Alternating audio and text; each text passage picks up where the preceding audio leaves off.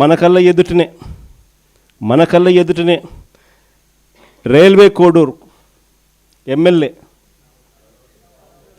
ఆరవ శ్రీధర్ అత్యాచారం చేశారని, ఆపై మోసం చేశారని బాధితురాలు నేరుగా స్వయంగా చంద్రబాబు నాయుడు గారికి ఫిర్యాదు చేస్తే ఈయన ఏం చేశాడు? కమిటీ అంట. No action. ఆయన పార్టీకి చెందిన మరో ఎమ్మెల్యే, సత్యవీడు ఎమ్మెల్యే కోనేటి ఆదిమూలం ఒక మహిళ మీద దారుణమైన లైంగిక దాడికి పాల్పడితే ఈయనేం చేశాడు? పంచాయతీ చేసినాడు. No action. కేజీబీవీ మహిళా ప్రిన్సిపల్ మీద వేధింపులకు పాల్పడ్డ ఆముదాల వలస టీడీపీ ఎమ్మెల్యే కూనా రవికుమార్ మీద ఏం యాక్షన్ తీసుకున్నాడు? No action. మహిళలకు అశ్లీలంగా వీడియో కాల్స్ చేసిన గుంటూరు ఈస్ట్ ఎమ్మెల్యే నజీర్ అహ్మద్ మీద ఏం యాక్షన్ తీసుకున్నాడు? ఆ వీడియోలు వైరల్ అవుతూ ఉన్నాయి, కంటికి కనపడతా ఉన్నాయి.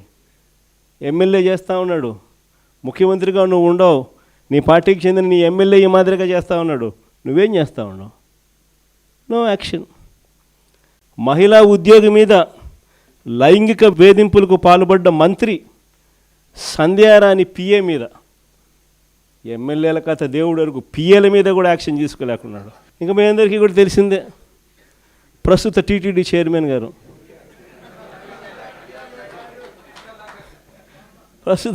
చైర్మన్ గారు ఆయననైతే ఒక మహిళను మోసం చేసి వీడియోతో ఫోటోలతో అడ్డంగా దొరికిపోయినా కూడా నో యాక్షన్.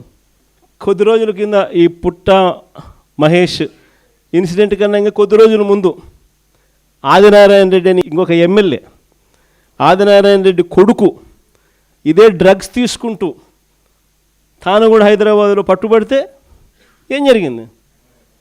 No action.